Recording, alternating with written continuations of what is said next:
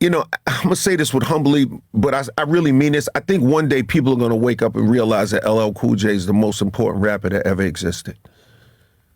I truly believe one day people are gonna say that. They're gonna say, yo, they're gonna look and they're gonna say, wow, when it comes to the jewelry, this is the guy who introduced all the diamond and the ice and the champagne. They're gonna say when it comes to the love songs, this is the guy who introduces the love songs and all the love shit. When it comes to the bad boy vibe, they're going to realize, oh, this is the guy who introduced all the rebellious bad boy vibes before it was done. When it comes to the GOAT terminology, they're going to say, yo, this is the guy who came up with the GOAT stuff. They're going to say, when it comes to Def Jam, wow, this is the first artist that was on Def Jam. They're going to say, well, you know what I'm saying? Yeah. When it comes to the solo artist, they're going to say, wow, this is the first solo artist to take it all the way around the world. Like, I mean, I could go on and on and on. They're going to say, yo, when it comes to the FUBU, yo, this guy introduced the whole idea of putting clothing lines. Even before that, he did Troop. When they say, oh, when it comes to endorsements, oh, this is the guy who did the Kango and made the Kango popular before people even did that.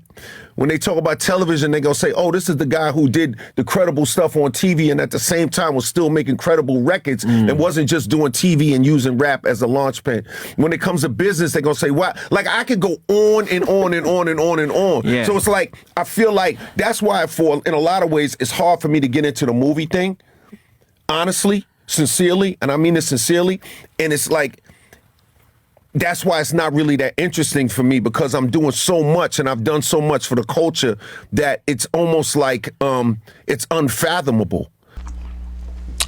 Yo, so we back in here for another edition of F-ya-Motha. I was LL Cool J sucking and stroking his own ego. Now, I was born in 83 and LL Cool J came out, I want to say 87, right? So he was around the Michael Jackson pop culture era. But LL Cool J do a whole bunch of like sucking himself off, right? In the words of Tupac, right? Some people on the East Coast be on their dick so hard that New York niggas be on their dick so hard that they don't realize what the truth is. Now, he says that he feels like he'll be the most important.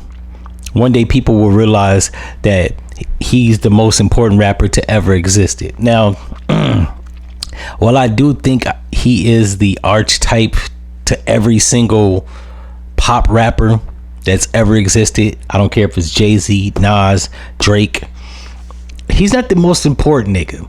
And it's not because I'm not a New York nigga, because I love New York rap. However, Todd Smith is just like, he's a caricature. He's like what Tupac said in an interview. A lot of these niggas don't want to be like a rapper and have a revolution.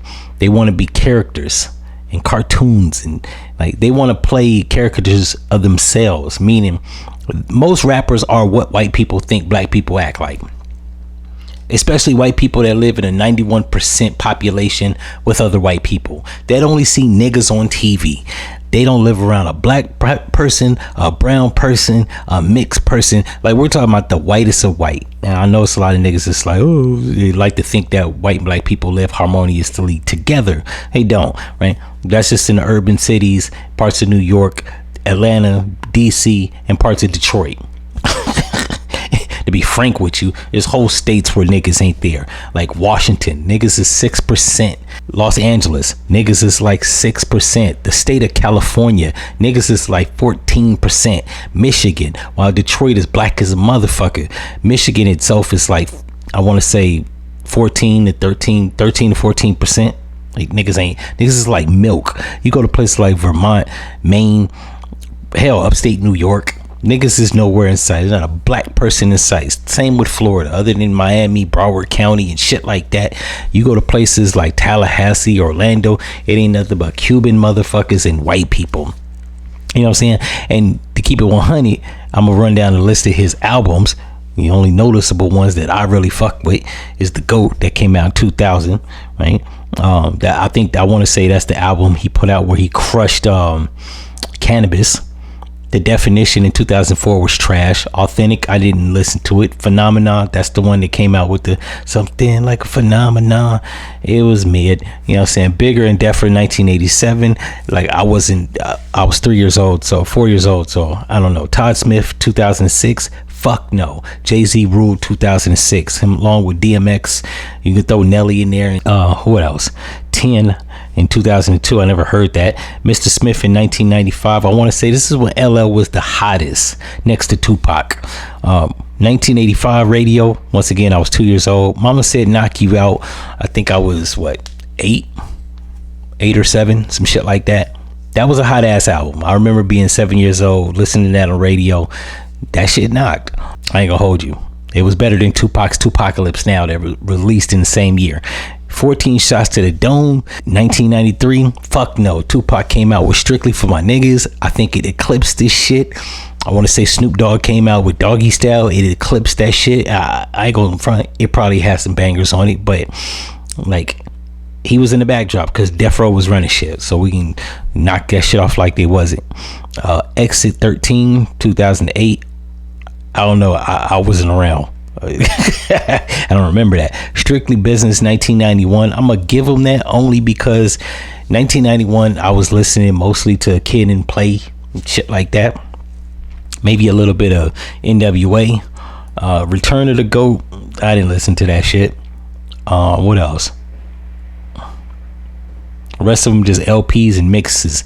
But yeah, like we just knock it off like he has like the most illustrious career. That Todd Smith and The Definition, trash.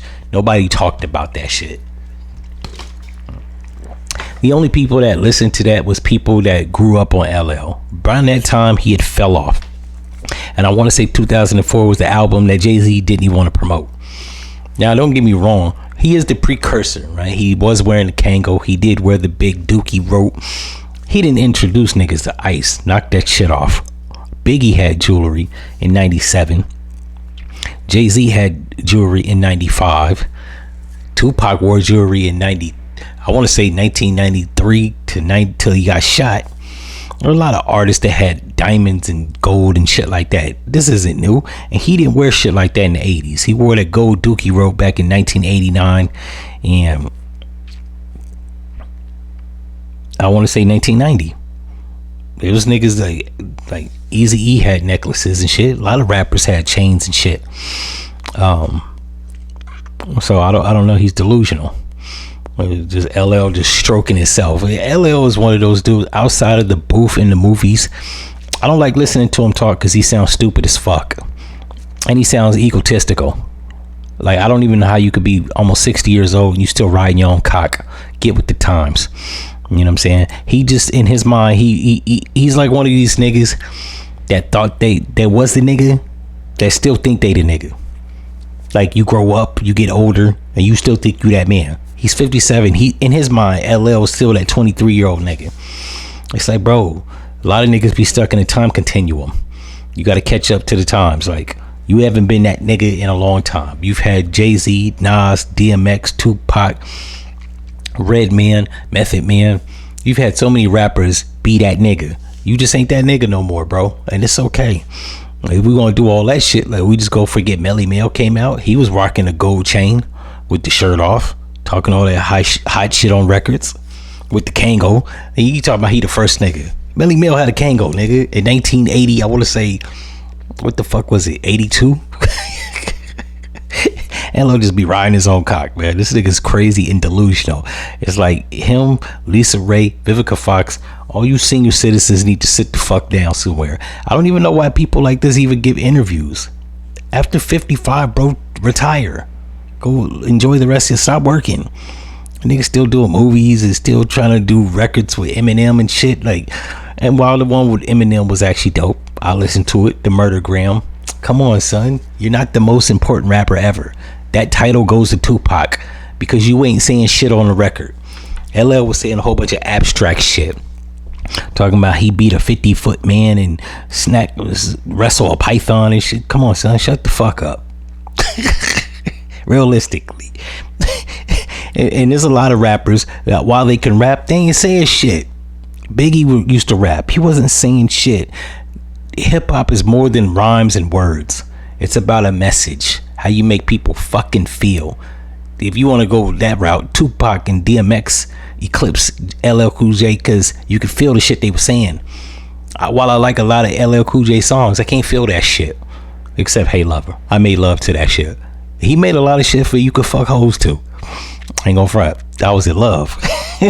But other than that, shit like I Need Love, Hey Lover, Around the Way Girl, them shits was dope. You was the pretty boy nigga. You was never the rebellious nigga. Knock it off. All the light-skinned niggas always try cap like they was just out there in the streets and they was the toughest nigga. Just because you got muscles didn't mean shit. I can name 5 rap niggas that'll blick you down, nigga. Or even squabble you. Cut it out. In any event, I know it's gonna be some hating ass old niggas that disagree with me. That's okay. Leave it in the comments and I'm out. No.